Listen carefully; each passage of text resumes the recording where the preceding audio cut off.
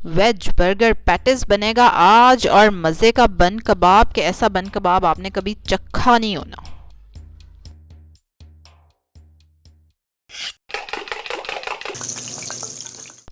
अस्सलाम वालेकुम। सबसे पहले हम आलू रेडी करेंगे। आधा किलो आलू हैं जिनको उबाल लेना आपने, सिर्फ चम्मच डाल के देखना है कि चम्मच अंदर जाए, ज़्यादा नहीं गलाना।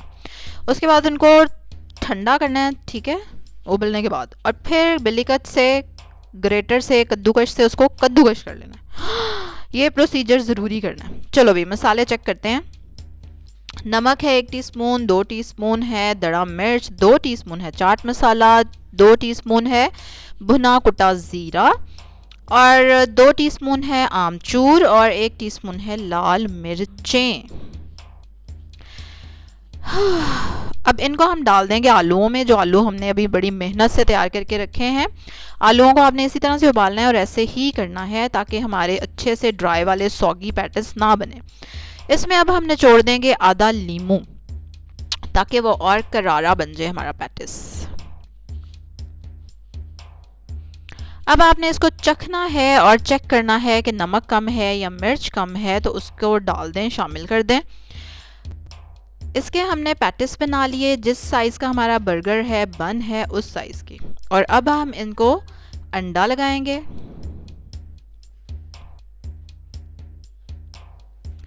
तवे पे डालेंगे थोड़ा सा ऑयल लगा के। और वैसे तो इसमें ऐसा सच कुछ गलाना पकाना नहीं, दरमियानी आंच पे इसको फ्राई करेंगे जब तक के कलर आ जाए दोनों साइड्स पे।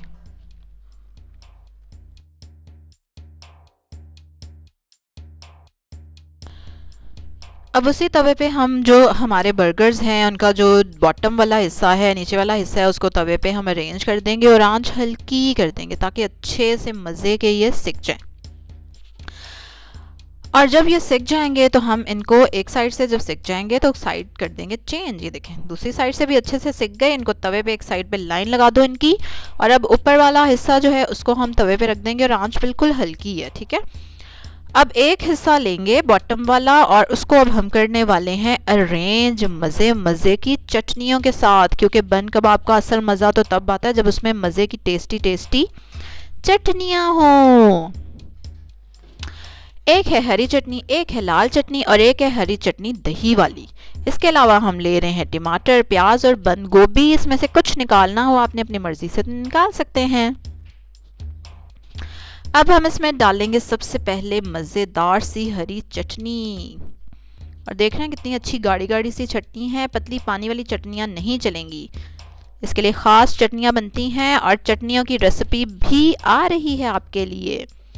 सब्सक्राइब करें मेरे चैनल को जिन्होंने नहीं किया हुआ, ताकि चटनियों की रेसिपी आप देख सकें।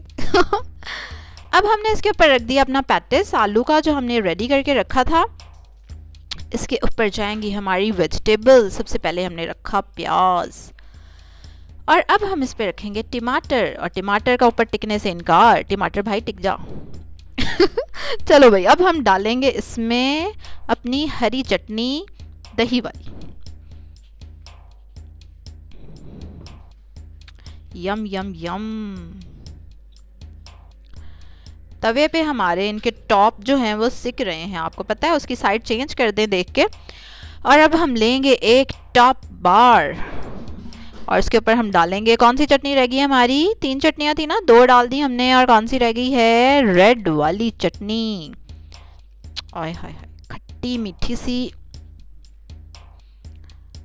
इसको अच्छे से स्प्रेड करेंगे, और उसके बाद हम क्या करने वाले हैं, इसके ऊपर हम चिपकाने वाले हैं कुछ।